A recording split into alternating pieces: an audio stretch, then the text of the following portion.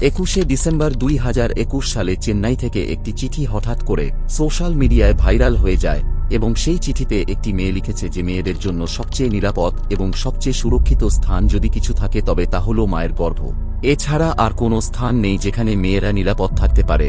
কিন্তু তার জীবনে কিছু এমন ঘটনা ঘটে যায় যার কারণে এই মেয়ে পরিস্থিতির চাপে পড়ে চিরতরে তার জীবনকে শেষ করে দেয়, তার ইচ্ছাগুলোকে শেষ করে দেয়। আর এই মেয়ের এমন কাজের পর সমাজে এক বিতর্কের বিষয় হয়ে ওঠে যে শেষ পর্যন্ত ওই মেয়েটি কেন এমন চিঠি লিখল। সে কি তার স্কুলে নিরাপদ ছিল না? সে কি তার বাড়িতে সুরক্ষিত ছিল না, বা বন্ধুদের মধ্যে? শেষে সেই মেয়ের জীবনে এমন কি ঘটল যার কারণে তাকে এত বড় সিদ্ধান্ত নিতে হল? আর যখন এটি একটি বড় বিতর্কে পরিণত হয় তখন সমাজে এই বিষয়ে গভীর আলোচনা শুরু হয়, কিন্তু হয়তো আজ পর্যন্ত কেউ এর সহজ উত্তর পায়নি। আজকের ঘটনাটি যা আমি আপনাদের শোনাতে যাচ্ছি, এই ঘটনাটি শোনার পর আপনিও মনে করবেন যে সেই মেয়েটি কেন ওই চিঠি লিখেছিল, কি এমন কারণ ছিল। তাহলে আসুন জানি আজকের এই সত্য ঘটনা। এই সত্য ঘটনাটি মহারাষ্ট্রের মুম্বাইয়ের ধারাভি এলাকার, যেখানে এক সাধারণ মেয়ে 10ম শ্রেণীর ছাত্রী স্কুল খোলার পরে, অর্থাৎ করোনার সময়কালের পর যখন স্কুল খুলে দেওয়া হয়, তখন সেই মেয়ে স্কুলে যায় এবং চুপচাপ থাকতে শুরু করে। সব লোকের মধ্যে থাকলেও সে নিজেকে ভীত এবং একা অনুভব করে। ক্লাসে তো আরও বাচ্চারা তার সাথে থাকে, বাকি মেয়েরাও যারা তার বন্ধু, তারা সব মেয়েরা তার সাথে খুব আনন্দে থাকে। কিন্তু এই মেয়ের মুখের হাসি যেন আগের মতো আর নেই, যেমনটা আগে থাকতো 2019 সালের আগে। যদিও তার আশেপাশের লোকজন, এমনকি তার টিচাররাও জানার চেষ্টা করেন যে তার সাথে আসলে কি হয়েছে। তারা তাকে জিজ্ঞেস করে, তুমি আগের চেয়ে বেশি শান্ত হয়ে গেছো, তোমার কণ্ঠ কম শোনা যায়, পড়াশোনায়ও তুমি আগের মতো মনোযোগ দাও না। শিক্ষিকা অনেকবার জানতে চান কি হয়েছে, কারণটা কি, কিন্তু এত কিছু শুনেও মেয়েটি কিছু বলে না। এ বিষয়ে কথা বলার তার সাহস হয় না। কিছু সময় কেটে যায় এবং কয়েক মাসের পর তার নিজের বাড়িতেই সে এমন কিছু দেখে যা দেখে তার মনে হয় যে হয়তো আর কিছু লুকানোর দরকার নেই। এখন সময় এসেছে এই বিষয়টি বলার। যদি না বলি তাহলে হয়তো কেউ জানবে না, আর কতদিন আমার সাথে এমন ভুল হতে থাকবে। এবং এই ভেবে সেই মেয়ে পরের দিন যখন স্কুলে যায় তার সাহস হয়। সে তার ক্লাস শিক্ষিকার কাছে গিয়ে বলে, ম্যাম, আমার আপনার সাথে খুব জরুরি কথা আছে। বিষয়টা এমন যে আমার একটি ছোট বোন আছে যার বয়স প্রায় 9 বা 10 বছরের কাছাকাছি, এবং আমি ভয় পাচ্ছি যে আমার বাবা বা আমার ভাই তার সাথে কিছু ভুল না করে বসেন। যখন ম্যাডাম এই কথা শোনেন তখন তিনি খুব অবাক হয়ে যান যে একটি মেয়ে তার ভাই এবং নিজের বাবার সম্পর্কে এমন কথা কেন বলছে, কারণ কি। তখন সেই মেয়ে বলে, ম্যাডাম, আপনার দয়া হবে আমার বোনকে বাঁচান, কারণ যা আমি বলছি তা সত্যি। আর সত্যিটা কি সেটাই জানা প্রয়োজন ছিল। এরপরই স্কুলের শিক্ষিকা প্রধান শিক্ষককে জানান যে আমাদের ক্লাসের একটি মেয়ে, যে ধারাভির বাসিন্দা, এমন কিছু কথা বলছে। যখন এই কথা প্রধান শিক্ষকের কাছে পৌঁছায় তখন প্রধান শিক্ষকও শুনেই অবাক হয়ে যান। তাদের পায়ের তলায় যেন মাটি সরে যায়। তারা ভাবতে বাধ্য হন, তাহলে কি মেয়েরা নিজের বাড়ির ভেতরেও নিরাপদ নয়? আসল ঘটনা শুরু হয়েছিল জানুয়ারি 2020 সাল থেকে, যখন এই মেয়েটির বয়স প্রায় 13.5 বছর ছিল এবং এখন তার বয়স প্রায় 18 বছর হয়েছে। সেই সময় মেয়েটি তার বাড়িতে একা ছিল। তার মা নেই, শুধু একটি ছোট বোন আছে যে তার সাথে থাকে। এছাড়াও একটি বড় ভাই আছে যার বয়স প্রায় 20 বছর, এবং বাবা যার বয়স প্রায় 44 বছর। এরা সবাই একসাথে এক বাড়িতে থাকে। আর একদিন মেয়েটি যখন একা ছিল তখন হঠাৎ তার বাবা বাড়িতে প্রবেশ করে, এবং তার বাবা যখন তাকে একটি অস্বস্তিকর অবস্থায় শুয়ে থাকতে দেখে তখন সে তার মেয়ের সাথে জোরপূর্বক সম্পর্ক স্থাপনের চেষ্টা করে। প্রথমবারের জন্য মেয়েটি বুঝতেই পারে না কেন তার বাবা এমনভাবে তাকে স্পর্শ করছে। সে ভাবতে থাকে এটি কি বোঝায়, কেন সে এভাবে আচরণ করছে, কারণ সে তো তার বাবা, যিনি তাকে ছোটবেলায় কোলে নিয়ে বড় করেছেন, যিনি সব সময় তার ছোট ছোট প্রয়োজনের খেয়াল রেখেছেন। কিন্তু একদিন সেই বাবা তার সাথে এরকম অপরাধমূলক কাজ করতে শুরু করে এবং সে কারো কাছে কিছু বলতে পারে না। এখানে কোনো অপরিচিত ব্যক্তি নয়, বরং তার নিজের বাবা। যদি সে কাউকে বলে তাহলে কিভাবে বলবে? কেউ এই ব্যাপারে বিশ্বাস করবে না, তাই সে ভয় পেয়ে চুপচাপ থাকে। তার বাবা, যিনি একটি ব্যাগ তৈরির কোম্পানিতে কাজ করেন, সে সারাদিন সেখানে কাটান এবং রাতে বাড়িতে আসেন। কিন্তু পরিস্থিতি এমন হয়ে যায় যে তার মা মারা যাওয়ার পর সে তার মেয়ের সাথে এই ধরনের সম্পর্ক স্থাপন করতে শুরু করে। অবৈধ সম্পর্ক প্রতিদিনই গড়ে ওঠে।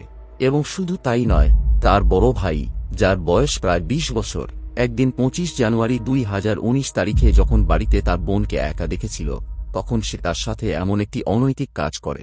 তারও ঠিক বাবার মতোই অবৈধ সম্পর্ক স্থাপনের চেষ্টা করে। তবে এই সময়েও মেয়েটি কিছু বুঝতে পারে না, কারণ সে জানতেই পারে না যে তার আপন ভাই এবং বাবা তার সাথে কি করছে, এবং তাও আবার সে এত ছোট যে সমাজ বা দুনিয়ার ব্যাপারে কিছুই জানে না। যদি সে বলে, তাহলে কাকে বলবে, কে তার কথা বিশ্বাস করবে এবং কে তার দুঃখ বুঝবে? কারণ তার মা তো এই দুনিয়াতে নেই, মা তো অনেক আগে মারা গেছে।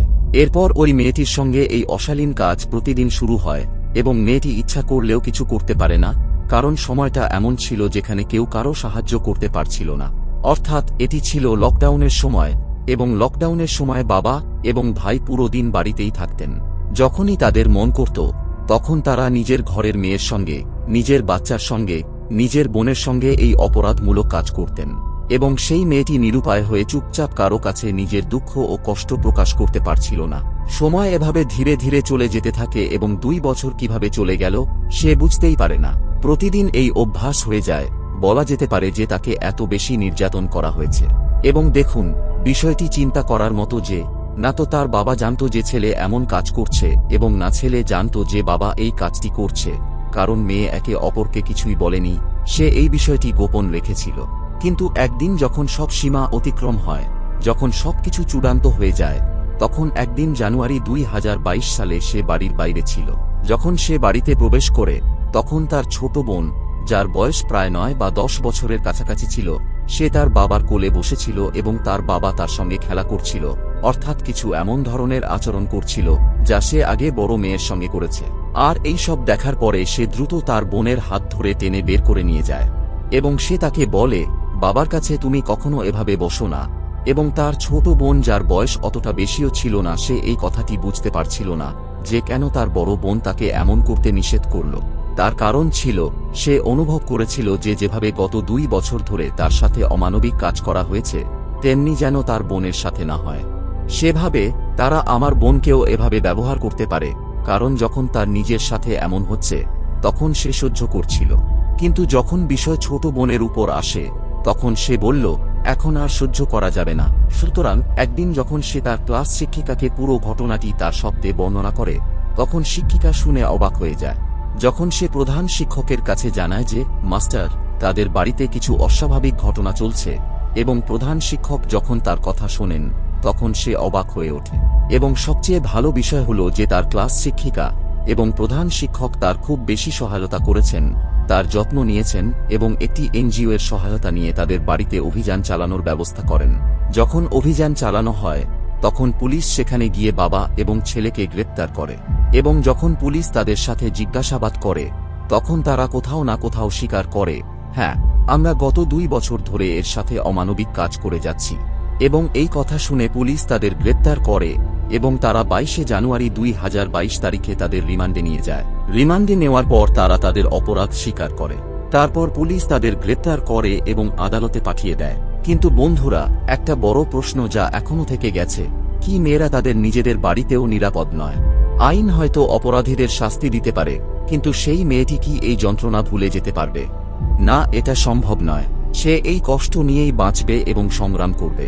যদি পরিবারেই মেয়েরা সুরক্ষিত না থাকে, যারা তাদের ছোটবেলা থেকে বড় করেছে, তাহলে আমরা কার থেকে নিরাপত্তার আশা করব? এই ঘটনা পুরো মহারাষ্ট্রকে নাড়িয়ে দিয়েছিল। প্রতিটি সংবাদ মাধ্যমে এই খবর ছড়িয়ে পড়েছিল, কারণ সমাজে পরিবর্তন আনার প্রয়োজন এখন আরও বেশি জরুরি।